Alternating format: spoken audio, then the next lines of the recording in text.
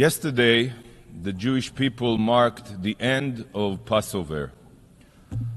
Passover is the holiday in which we celebrate our first step to nationhood, the exodus from slavery in Egypt and the beginning of our ancestors' journey to the land of Israel. The Jewish people set out for the Promised Land 3,500 years ago. On Passover, Jewish people around the globe gathered together at the Seder, our special holiday meal, to tell the story of our liberation. We remind ourselves of the suffering we endured, the generations-long hardships we survived on the road to salvation. We remember this pain by eating what we call matzah, the bread of affliction, and maror, the bitter herbs. And we dip our food in salt water. Why? To commemorate our tears. Yet, this year, we did not need bitter herbs and salt water to remember the pain. Because this year, every Jewish family had an empty hole, a hole in their hearts. This year, every Jew focused on the atrocities of October 7th and the suffering of the Israeli hostages held in Hamas terror tunnels.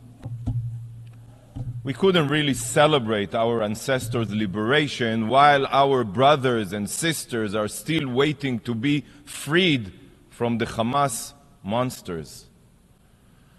Yet, as my people marked this Passover with grief, the UN is again seeking to reward the perpetrators of the horrors. The UN couldn't care less about Israel. To hell with our safety, to hell with our future, and to hell with our hostages. The General Assembly is fueled by nothing other than political interests. Not by the UN Charter, not by morality. And nothing exemplifies the UN's rotten values more than the advancement of a Palestinian statehood. No, nothing can reward and incentivize the terrorists that committed the October 7th massacre more than this discussion here today. To this day, you have not even condemned Hamas, not even once. To this day, not a single UN initiative has been taken for the sake of the hostages, the Israeli hostages. Yet instead, this body has focused only on recognizing a Palestinian terror state, unilaterally, an entity fueled by Jewish genocide, by terror, by Nazi-like incitement. You know, by advancing a Palestinian state, you are telling the child-murdering Hamas rapists that terror pays off. You have done nothing for the victims, but have mobilized for the murderers. It makes me want to vomit. Yes, vomit. You know that the Palestinian Authority doesn't meet the criteria for statehood. No Palestinian leader, not a single one of them, has even condemned Hamas or their massacre. You prefer another rogue state, and to hell with the Jewish state. The Palestinian Authority is paying salaries, think of it, paying salaries to the very terrorists that invaded Israel and murdered 1,200 innocent Israelis. This is who you want to grant statehood to? Granting full UN membership to the Palestinians will only have two destructive results. Number one, it will further incentivize terror, as I explained. And number two, it is a clear message to the Palestinians that they never ever have to sit at the negotiating table, let alone to make any compromises. Everyone who understands something about negotiations can understand what I just said. The Palestinians have rejected in the past every peace plan ever made, and they continue to support terror and boycott any negotiations. And now they know that their rejectionism pays off. Look at this discussion. These UN sessions will be remembered in the future as one of the primary obstacles to resolving the conflict. Remember my words. The UN today is the main impediment to peace. You, most of you, you that supports a forced unilateral establishment of a terrorist state, a Palestinian terrorist state, is an obstacle to peace. You are the dream come true for every Palestinian terrorist that seeks to destroy Israel through diplomatic terror. Because without your support, the Palestinians would have had to internalize that negotiations and mutual compromises are the only way forward. That's how you make peace. You should be ashamed of yourselves, those who support a unilateral, forced Palestinian terrorist state. Colleagues, during the Holocaust, there were the Nazis, there were collaborators, and there were those who turned a blind eye to genocide. All of them, all were guilty. And today there are modern-day Hitlers, such as Yahya Sinwar and Ayatollah Khamenei. There are Nazi terrorists like Hamas, Hezbollah, and the Revolutionary Guard in Iran. And there are collaborators and those who turn a blind eye, just like the UN and its agencies today, such as UNRWA, OCHA, UN Women, just like, sadly, so many here in the General Assembly. This body reeks of anti-Semitism. It's everywhere. The UN cares nothing for Israeli blood. Nothing.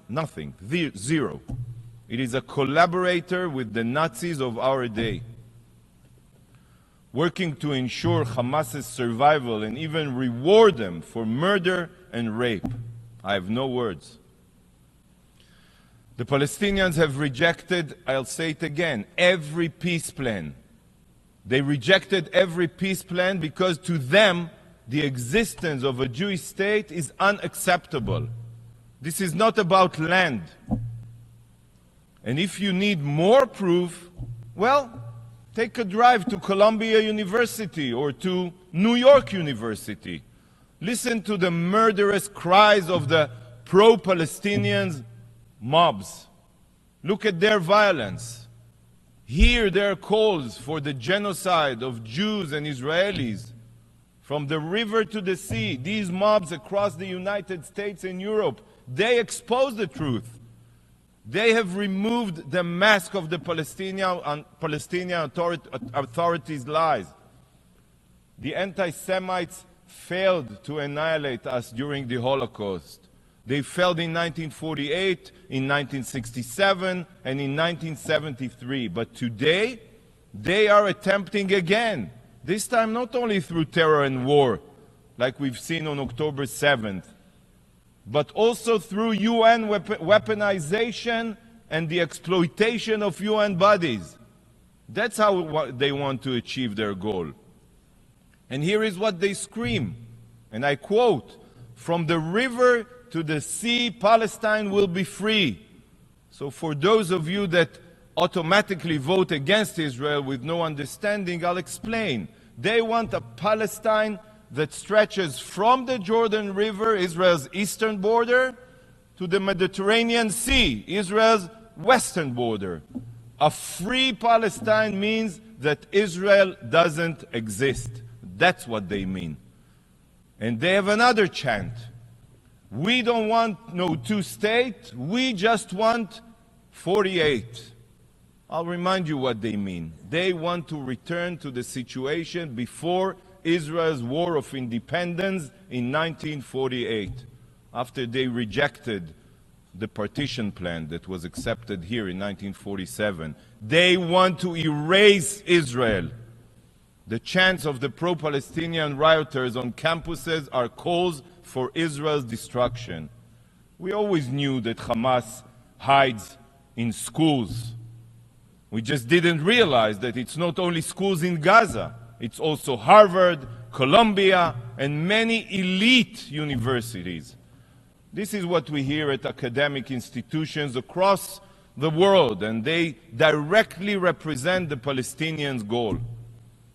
The only solution for them is a single Palestinian state that is Judenrein, Jew-free, from the river to the sea, achieved through repeated October 7th against Israel and also against Jews. And you here are collaborating with them and encouraging their racism and anti-Semitism. Just as Germany was the world capital of science and culture, yet it was there that Nazism was born and spread, history is now repeating itself. Elite universities, supposed bastions of liberalism and academia, have now become the breeding grounds for the most heinous racism and bigotry. Those that carry on the Nazis' race theory today are restoring to violence, shattering windows, attacking Jewish students, and calling for their removal from campus. The images that have come out of Columbia University are reminiscent of Kristallnacht. Just yesterday, over 100 violent pro-Palestine Nazi agitators were arrested at Columbia University. Swift and severe action must be taken against faculty that back this mayhem. University presidents and professors today must be held accountable for permitting this. Students who call for the murder of their peers or use physical violence must be arrested and expelled. But this brainwashing did not happen overnight. It was the result of years of incitement and delegitimization here at the UN. And do you know who it is that set the stage for this blatant anti-Semitism? The UN, the General Assembly. The anti-Israel vitriol spread here by this organization is what sparked what we are seeing today on college campuses. By falsely condemning Israel and marking the Jewish state as the foundation of all evil, you are emboldening anti-Semites and terrorists alike. It is because of you that these mobs think that attacking Jews is acceptable, that calling for the deaths of Israelis is tolerable. Universities are permitting this Nazi-like behavior because for decades, the UN's anti-Israel stance has been justified by this very body, the General Assembly. Look at the damage you have caused. Look at the generations you have indoctrinated. This is the final moment for the UN, I'm telling you, to show that it remembers the reason it was established in the wake of the Holocaust, to prevent atrocities against Jews. Wake up! I call on the Secretary General and on leaders around the globe to stop hiding behind empty words. There is no freedom to incite murder and violence, and there is no liberty to attack Jewish students. Whoever does not stand against the abhorrent anti-Semitism is a collaborator. But just as it says in the Bible regarding the Egyptians' treatment of the Israelites, וכאשר יענו אותו, כן ירבה וכן יפרוץ. But the more they were oppressed, the Israelites, the more they increased and spread. Remember these words from the Bible. The UN chooses to continue singling out the Jewish people, but we will only grow more resilient and thrive. Colleagues, today marks the ninth General Assembly meeting held on Gaza since Hamas's massacre. Ninth. Not one of the meetings focused on condemning Hamas or releasing the hostages. Not even one. I'm disgusted by this institution. But if a lion landed on Earth, it would be certain that outside of Gaza, the rest of the world is a utopia. A war is currently raging in Sudan, where tens of thousands have been killed and millions are on the brink of starvation. How many General Assembly sessions have been held on Sudan? Do you know? 0. What about the war in Myanmar? 50,000 have been killed and the war rages into its 4th year. How many times has the General Assembly met and how many resolutions been passed? How about Yemen, where the Houthis dragged the country to disaster? Hundreds of thousands are dead and tens of millions are literally starving. All while the Houthis also fire drones and missiles at merchant vessels in the Red Sea. Where is the Assembly's voice about the Houthis and Yemen? Is this not worth an emergency session? Let's continue to Pakistan. Pakistan is in the process of forcefully displacing 1.3 million Afghans back under the Taliban's radical control. Have you convened to condemn this? Oh, and what about Iran? The Ayatollah regime executes thousands of women, protesters, and members of the LGBTQ community, while Iran is hurtling towards nuclear weapons. And mere weeks ago, the regime launched 350 drones and missiles at Israel.